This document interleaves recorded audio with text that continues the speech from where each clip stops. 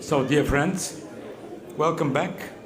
Hope the coffee was refreshing and the hospitality of our hosts is really amazing. That's the famous Italian hospitality, which we will experience in the next 2 days. Thanks a lot. So, in Hill and Knowlton, when we speak about social media and when we speak about innovations, there is only one name, basically. It's Candice Cuss, and she will be our next dear, valuable speaker. Please.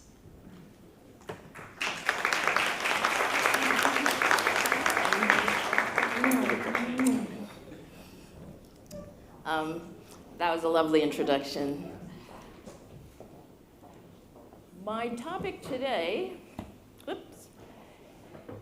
is visual thinking. And I'm going to show some examples, and I'm going to talk about what that means to me, in that it's not just visual. Visual thinking means visual concepts and visuals that transmit stories and messages. I think a lot of us have seen this stat before, that your brain is bringing in information through your eyeballs. It's 60,000 times faster than any text-based communication. But then I love this next stat, because actually we only have about a 10% chance of remembering that previous stat, because again, we're going to remember more of what we see. Now, you've probably heard that Microsoft released a study, and this was a great little soundbite that got a lot of attention. The human attention span has dropped to 8 seconds, which is 1 second below a goldfish. And you can blame the internet, you can blame, the scrolling through all your feeds, but this is not a good sign for civilization. So my personal background is I started my career as an art director, a traditional art director in a traditional ad agency doing traditional kind of ads. I quickly switched over into digital, but that craft remained, and so starting with a sketch pad, no matter what you're doing or no matter what your role is in your organization, that's a great way to say, I'm going to think with my eyes as well as my ears and my brain. The very first day that I ever walked into Hill and Knowlton, and this was before I'd even gotten the job, I walked right into these guys. They were standing in the lobby of our agency, which was then in Soho Square, London. And I didn't know anything about the client, I didn't know any of the background, but I walked in, I saw them, and I knew that the agency was doing something really big, major tennis event in China. Like, I was getting a story from these images because of the way it was a mashup between the Terracotta Warriors and some famous tennis players. So you can tell that this would have made, which did make an amazing visual for the length of that campaign and that event. But I've never forgotten those figures, and I think doing work like that is something we should strive for, because again, the brain is going to remember the pictures, especially the meaningful pictures. I had been doing some research on the very common saying of a picture is worth 1,000 words, and I actually found this better one, because quoting Napoleon is always a good idea. And so for my presentation, I'm going to show pictures and videos and examples rather than, hopefully, too much text. A tool of an art director, a tool of a visual thinker, is simple things like mashups, and artists do this too. So they take one thing, one visual reference, they take another thing, and they put them together and they make a new piece of art. Right? So we all see this, and sometimes it's kind of fun to look at some great work and deconstruct it and see where the pieces come from. I think also visual thinkers will, everywhere they go, they're pulling in visual reference to have in the back of the brain for when they need it. So this is very familiar from London. So if you were on the creative team that got an assignment for Sony PlayStation, what would you have done? You would just go, whoa, this is a great opportunity to use that famous tower. Now, I just love this. This is a very simple, super streamlined visual, but it shows all the magic of a child's imagination in just the simple Lego and the dinosaur shadow. Now, these are very familiar kind of techniques in print advertising, so you may be thinking, yeah, that's print advertising. These are campaignable visual concepts, and these are actually Facebook posts. So if you work with Facebook, this might be a familiar reference because Facebook is using these as an example to show clients, oh, here's what excellence in Facebook posts should look like. So they're busy, touting these up. So think about, can we make work for our clients that has no words at all, but still the full message, the full product benefit, if you will, is still in there. Here's another one. How many have seen this one before? Huge winner at Cannes a couple years ago. Not a word on it. Is there any doubt what brand this is? Any doubt of what that brand stands for? It's sharing happiness. It's been their core purpose for I don't know, 150 years. Now, there's a great backstory of this, because I love that the people this morning were talking about talent and different skills. So a designer in Asia had paid tribute when Steve Jobs died by making an apple, and the silhouette, the bite out of the apple, turned into Steve Jobs' profile. And the chief creative officer for Ogilvy in Asia spotted that and researched who did it. And he called up the guy and he said, what could you do with a real brief? Here's a proactive brief. Do something for Coke. And this is what he came up with. So needless to say, that guy got a job and a Grand Prix at Cannes. I love the way that if you are a visual thinker, you start to say, how, again, conceptually, can I bring to life the brand essence, brand purpose? And to have, and we talked to, the having the balls earlier, you go, do I have the balls to say to the client, I want to alter your product? If you're all about sharing happiness, can I physically take your can and split it in half? Knowing that manufacturing costs may go up, but what a great concept this is. I'll be sure these are a lot of Cannes winners, so it's kind of lead up to one of our next speakers, I think, as is this.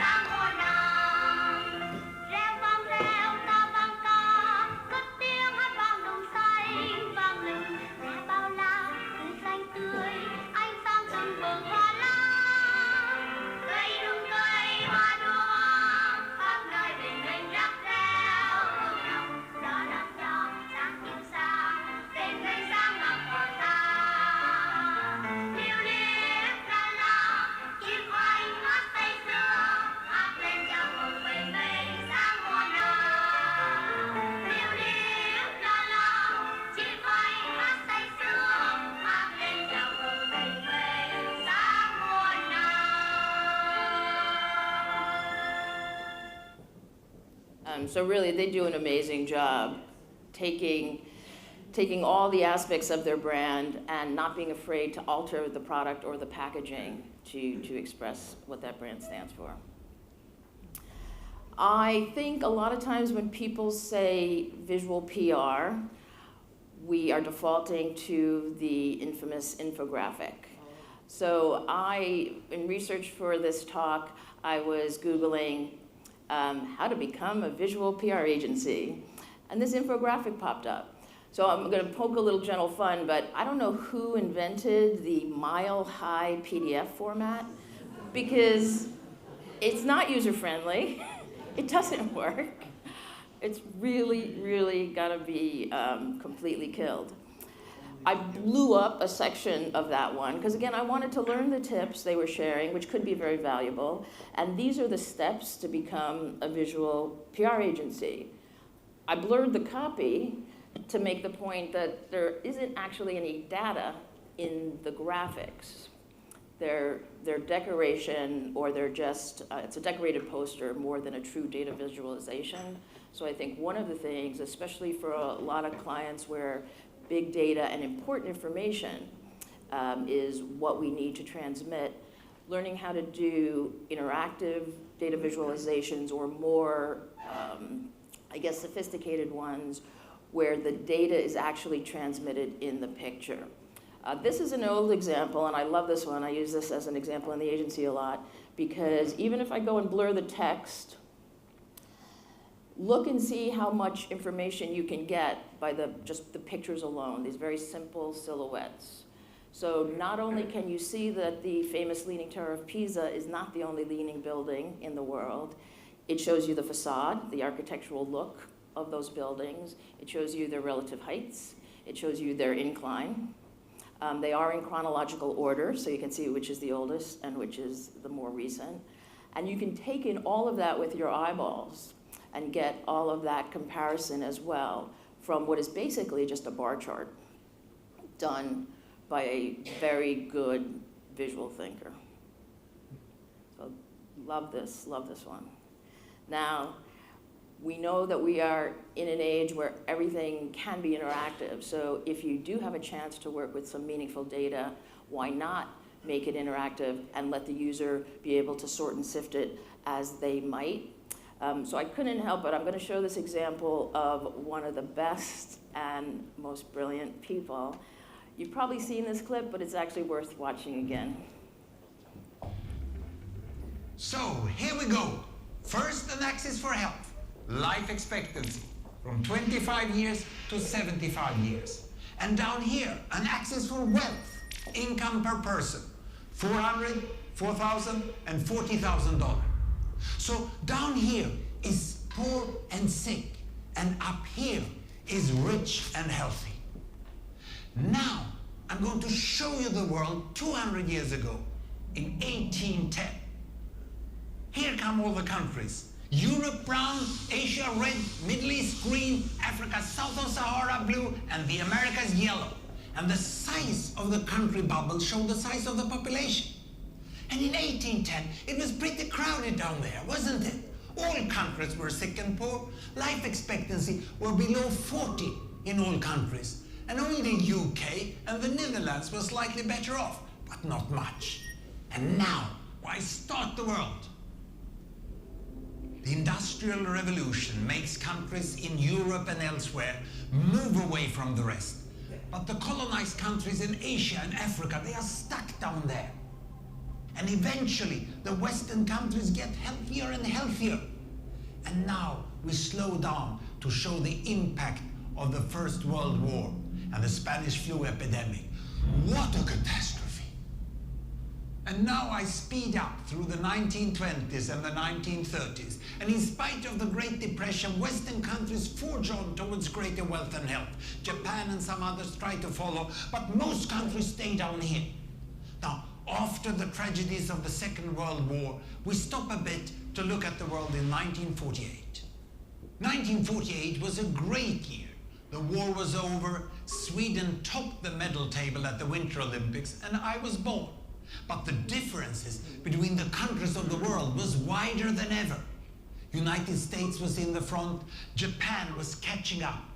Brazil was way behind, Iran was getting a little richer from oil, but still had short lives. And the Asian giants, China, India, Pakistan, Bangladesh, and Indonesia, they were still poor and sick down here.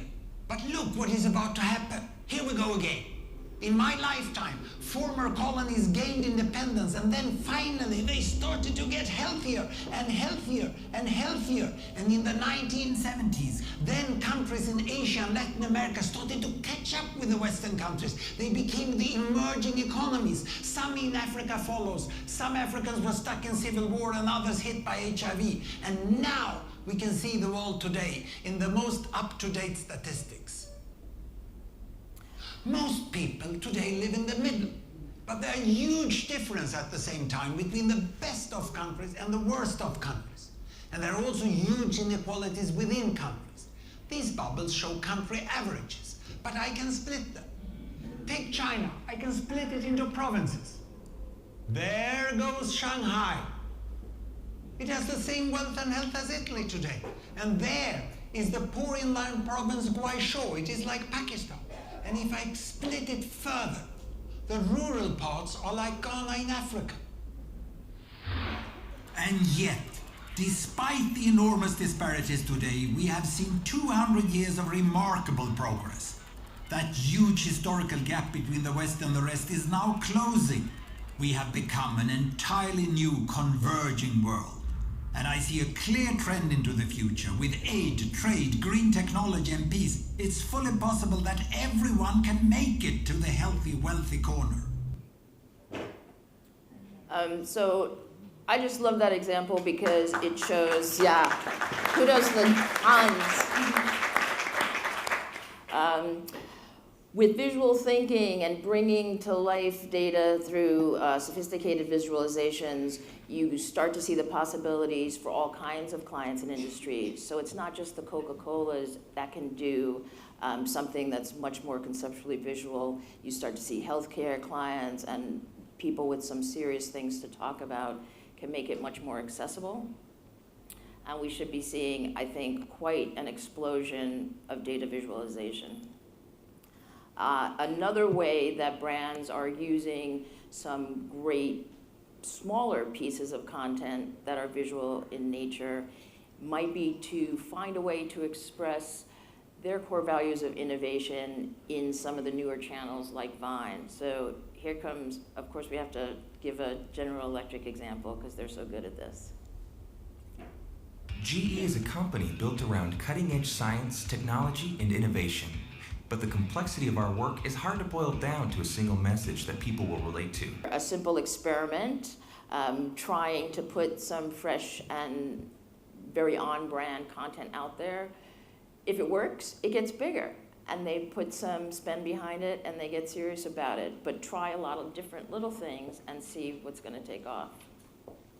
I think, again, when we start to go, how can we express our brand's core purpose, what they stand for, purely in a visual way, and a way that people will remember, and it goes deeper into the brain and the heart through the eyes than necessarily reading a lot of text. IBM is good at this also, and here's an example from Paris in France. Oops. Oh.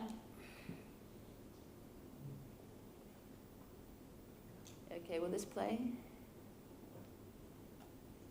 GE is a company built around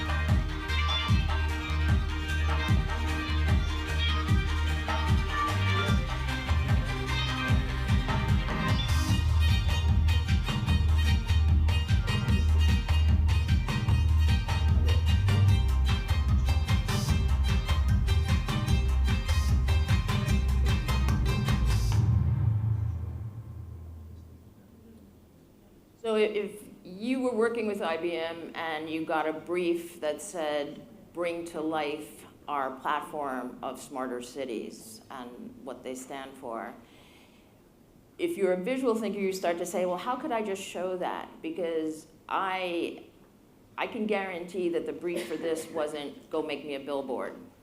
The brief was bring to life the concept of IBM in smarter cities. And it just took took the expression of what is actually a very useful piece of kit out on the street. But you can see it's mostly a chance for social currency in that you couldn't help but take pictures of this if you happened upon it and to share it across all your networks. So when I love the Tims, and I am actually very sorry I didn't get to see this in person. So if you're from London, you may have seen this case, but I'll be damned if I can remember who the brand is. So somebody launched the big rubber ducky floating down the Thames, and that's a great photo op. Like, that's a great mashup. That's a great out of place, out of size relationship order. But it has nothing really to do with whatever that brand's core message is, I don't think. Maybe I just don't know what it is because I have no remembrance. Someone in the audience might remember, but I think it was a bingo betting brand. So those kind of stunts are not what we're talking about here in terms of visual concepts, deep visual thinking. What it is to say, if I have something that is a key message, is a key piece of information, how can I bring that to life? This case, got to be one of my favorite Cannes winners of all times, is a sort of a very common problem with dog shelters in that you have lots and lots of dogs that need loving homes, but people have a prejudice against dogs in shelters because they're worried they're not smart enough, they're not trainable, so maybe I shy away from adopting a dog in a shelter and rather get one, heaven forbid, from the puppy mill. But it's that perception that they're not smart enough, they're not trainable. That's the barrier. So here's how they solved this. Tonight, they've captured the imagination of the planet, but with the eyes of the world upon them, will they be able to drive live? Good boy, good. The results were record-breaking. It reached #1 on the BBC's most watched video and most shared. It has gone off around the world. We changed the perception of shelter dogs in New Zealand and around the world. The 3 remarkable driving dogs found happy homes, and so did every other dog at the Auckland SPCA.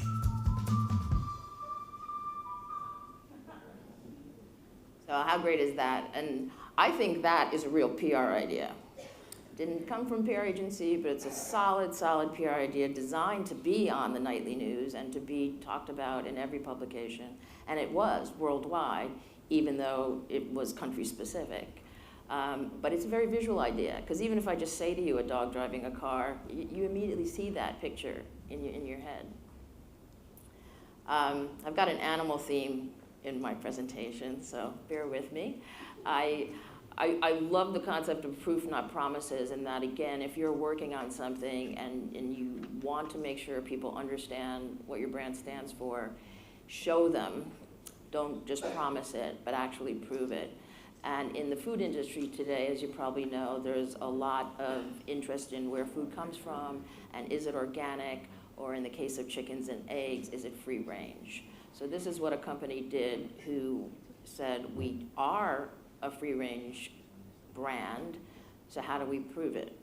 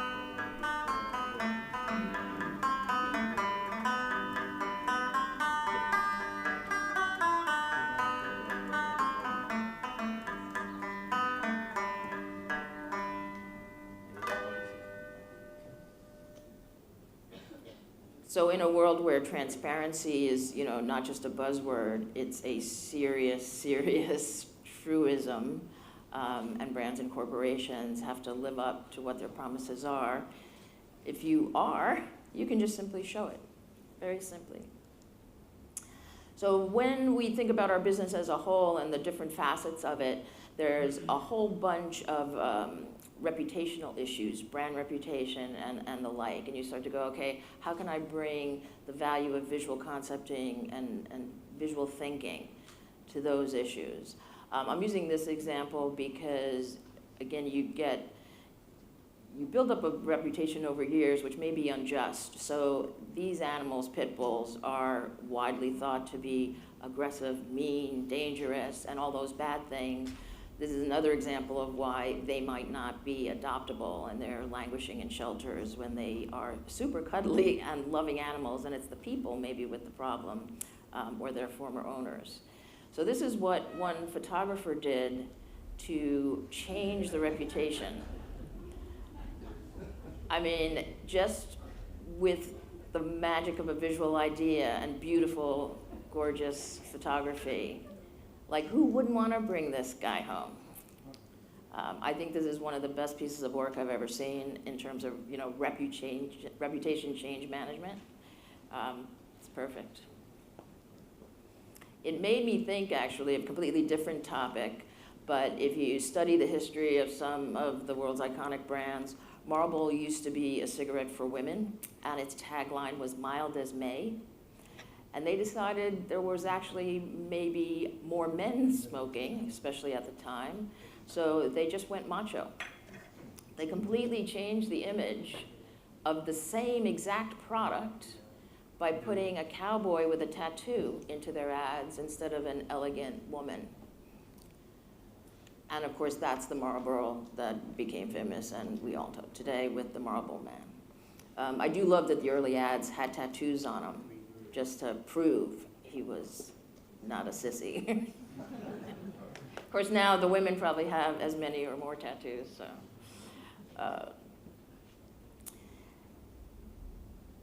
We can pin, again, these iconic brands have a purpose that they build up in terms of communication in many ways over time. So if I say safety, you might have already thought ahead and gone Volvo. And this is a case from Gray, one of our sibling agencies down the road, in which they have been working with that brand for years, going, how do I bring that core purpose of safety to life? And this is what they did. I think it's also super interesting that this was a double Grand Prix winner at Cannes. This is their entry video, and you saw how much coverage and how much they were using that as one of their success metrics, but it was entered in promo and activation, direct marketing, all those different categories, because the good work is spanning throughout, but it's all using core PR principles and PR success metrics to prove the effectiveness of those very visual ideas.